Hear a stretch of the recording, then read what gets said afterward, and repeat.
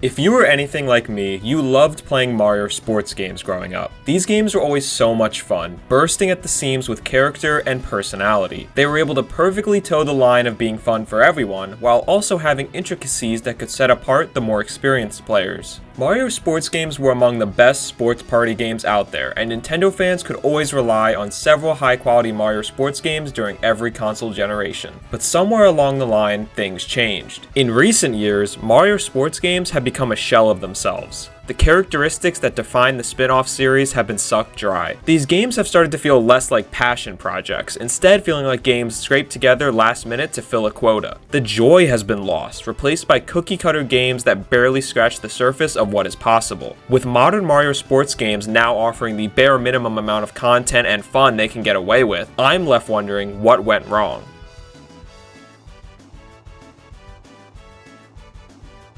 Taking a slightly chubby Italian plumber from a platforming game and making him play golf and tennis may seem like an odd combination, but in reality, Mario has been intertwined with sports since the very beginning. Mario started appearing in sports games all the way back in the NES days, with Mario making guest appearances in games like baseball, tennis, and Punch-Out! Typically, he would serve as the referee for those games, but apparently Mario got tired of watching and decided he wanted in on the fun, because soon after those cameos, he made his first playable appearance in a sports game with NES Open Tournament Golf. Other Mario characters were playable in this game as well, and although this is not usually considered the first Mario sports game, it does meet a lot of the qualifications and set up many of the franchise staples we would come to expect. The first official Mario sports game is probably not the one you're thinking of, because no, it wasn't on the Nintendo 64. The first official Mario sports game was Mario's Tennis on Virtual Boy, of course. Okay, so as I'm sure you all know, the Virtual Boy was an utter disaster, and Mario's Tennis was not the most well-received game either. It did have some redeeming qualities, with tennis being a good fit for the stereoscopic 3D effect of the Virtual Boy. And although the game was fun, reviewers instantly noticed a major problem. Due to the game being on the Virtual Boy, there was no way to play the game in multiplayer, and the thought of having a sports game that you can't play with your friends is pretty lame. So as it turns out, the Virtual Boy really wasn't the right console for a Mario sports game. However, the general concept did seem to have a lot of potential. We definitely have to give credit to Mario's Tennis as the first Mario sports game, but I think it's fair to say that Mario sports games as we know them today really didn't start until the Nintendo 64 generation.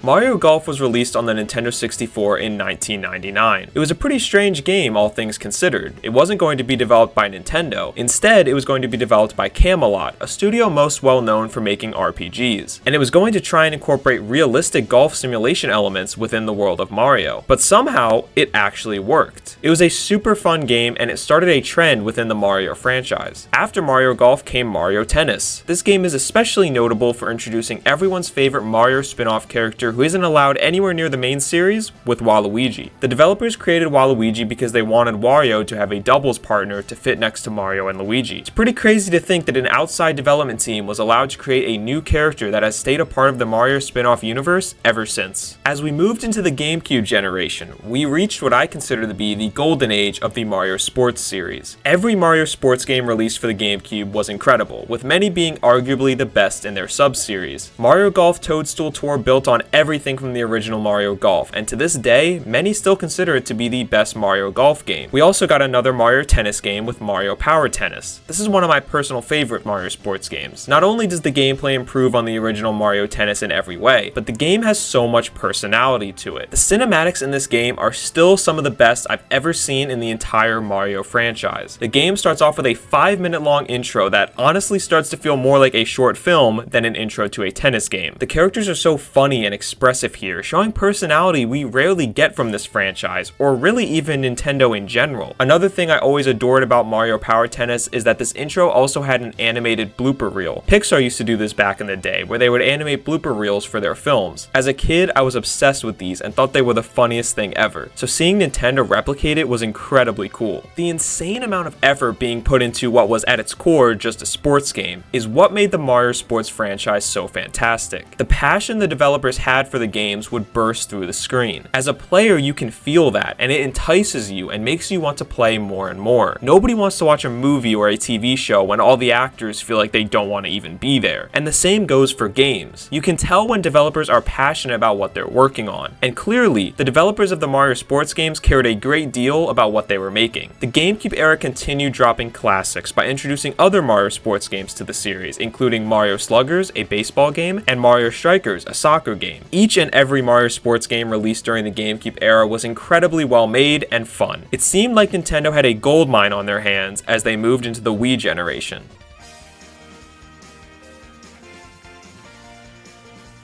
The Wii focusing on motion controls made it the premier platform for arcade sports games such as Wii Sports. The way you could swing the Wii remote as if it was a tennis racket or a golf club was revolutionary. It changed the way people saw gaming and helped new audiences open up to the idea of playing video games for the first time. With this incredible revelation in how sports games could be played, you would probably think Mario sports games thrived in this era. Surprisingly though, there really aren't that many Mario sports games on the Wii. We never got an original Mario Tennis game on Wii. We only got a port of Mario Power Tennis, and we never got a Mario Golf game on Wii at all. I would assume Nintendo just felt Mario sports games would be redundant and unnecessary with the dominance of Wii Sports and Wii Sports Resort. But despite not getting as many as usual, the Mario sports games we did get on Wii were peak. One of the first Mario sports games that comes to mind for me is always Mario Super Sluggers on Wii. I was a big baseball kid. I played baseball and went to games all the time with my dad. So when I learned there was a Mario baseball game for my Wii, I knew I had to have it. And I can still remember the day I got it. We went to my local GameStop, but they didn't have it in stock. He looked it up in the system and told us of a nearby store that did have it. My dad agreed to take me and we drove for what felt like hours. It was probably only like 30 minutes, but you know what it's like when you're a kid. Drives feel insanely long for some reason. Anyways, we finally made it to the next GameStop and they had the game. I was so happy. I read the back of the box and the manual all the way home. I played the game constantly for years. It's truly one of my favorite childhood games, and the memory of hunting down a copy with my dad is something I'll never forget. I even still have that original copy to this day. I'm not sure if Super Sluggers is considered by many as one of the best Mario sports games, but it always will be to me. The Mario sports game on Wii that is more universally beloved is Mario Strikers Charged. This has to be the most badass game in the entire Mario franchise. Strikers Charged has this darker, gritty tone to it. The characters are tough and ruthless towards each other. As a kid who loved Mario, the animations in this game were just about the coolest thing I had ever seen in my entire life. On top of that, it helped that the game itself was of course genuinely fun and a great time, whether playing with friends or even just against the computer. Mario Strikers Charged is everything that was once great about the Mario Sports series. Nintendo allowed the developers to get weird and crazy with it, pushing the boundaries of what we may have thought was possible from a Mario game. And what that left us with was a unique, one-of-a-kind sports game. In a genre that is typically so copy and paste, seeing Mario sports games flip these sports upside down and add that Nintendo charm was exactly what we were looking for. Unfortunately though, this wouldn't last. I think the first sign of things changing was with Mario Sports Mix. I had that game as a kid and I did like it, but looking back now, that was the first moment where things started to get a bit more boring, a bit safer. Sports Mix does do some interesting things, such as including Square Enix characters in the game, but the sports themselves are much more pulled back. They are closer to what you would expect from other sports games. I'm not saying that they're actual sports simulations or anything like that, but there is definitely a lot less of the wild wackiness that defined other Mario sports games. I think a lot of people assumed this would be a one-time thing since Mario Sports Mix was actually developed by Square Enix. But as it turned out, Sports Mix was the start of a concerning trend.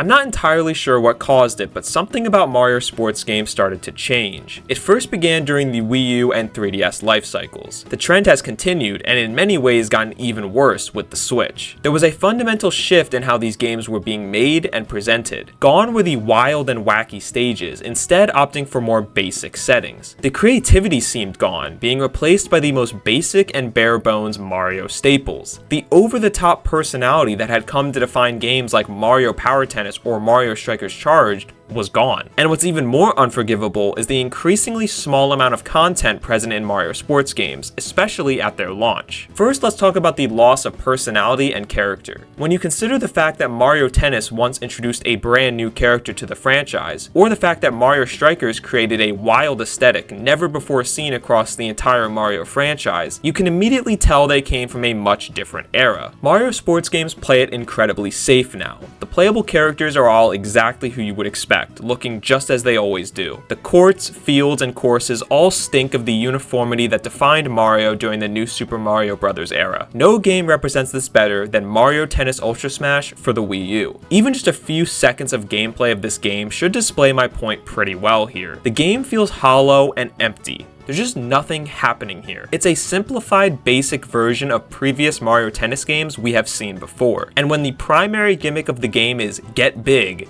the whole thing just screams of something that was put together in like 9 months. Now, if you watch a lot of Nintendo YouTubers, I'm sure you've already heard all about Ultra Smash because this game constantly gets ripped to shreds. And it's a weird thing because it's not necessarily a bad game. It's not fundamentally broken, it doesn't feel bad to play, and the core Mario Tennis gameplay is still fun. But the problem is that the game is just so painfully dull. The whole time I play, I'm just begging for it to give me something. Show some form of personality or character, just give me any sign of life here, and it just never does. Let me give you an example. Here's the intro before a match of Mario Power Tennis. It's so cool. The epic face-off between opponents, the zoom out showing the arena you're playing in with crowds cheering you on. As the camera pans around the stadium, you feel like you are watching an actual tennis match on ESPN. You get filled with so much anticipation as you prepare to play the game. Now, here's the intro that plays before a match of Mario Tennis Ultra Smash.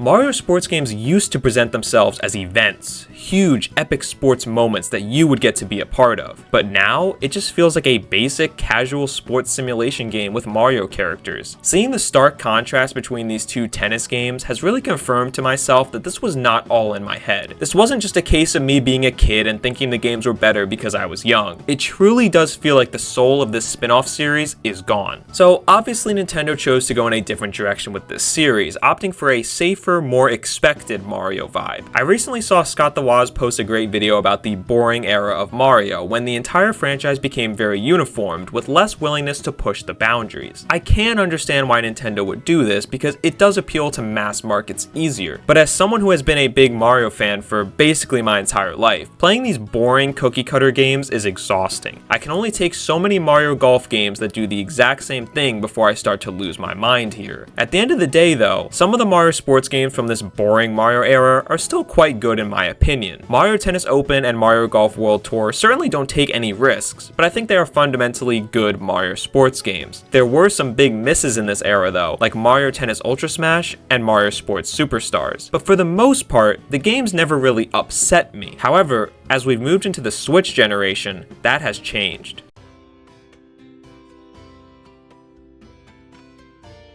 I have noticed a disturbing trend amongst the Mario sports games of the Switch era. They still suffer from all the same issues as the 3DS and Wii U games, but they also have another major problem on top of that. All of them are pretty lacking in content. The signs of this problem first began with Mario Tennis Aces in 2018. Mario Tennis Aces is actually a pretty good Mario sports game in my opinion. It still can't match the magic of Mario Power Tennis, but hey, they actually tried here, and that's all I can ask for. However, Mario Tennis Aces introduced a new strategy Nintendo is going to implement for all future Mario sports games, which was DLC characters. Now this actually is not inherently a bad thing, especially since Nintendo would be offering all of the characters as free updates, so you wouldn't actually have to buy them. This sounds great on paper, but in reality, I think this has hurt Mario sports games more than it has helped them. Oftentimes, this free DLC for Mario sports games has felt more like Nintendo finishing the game after launch. Now, Mario Tennis Aces was actually not too bad with this because they had a lot of characters at launch and added a ton more. Aces started with 16 characters, and by the time all of the updates had been released, they had added 14 new characters, giving the game a total of 30. I believe this is the most characters that has ever been in a Mario sports game, and probably by a large margin. When you're adding that many characters, it's hard for me to complain, but I'm gonna do it anyway. Cause man, these new characters they added are pretty boring. For example, Birdo was added as a free DLC character. Birdo has been in almost every Mario Tennis game, including the very first one,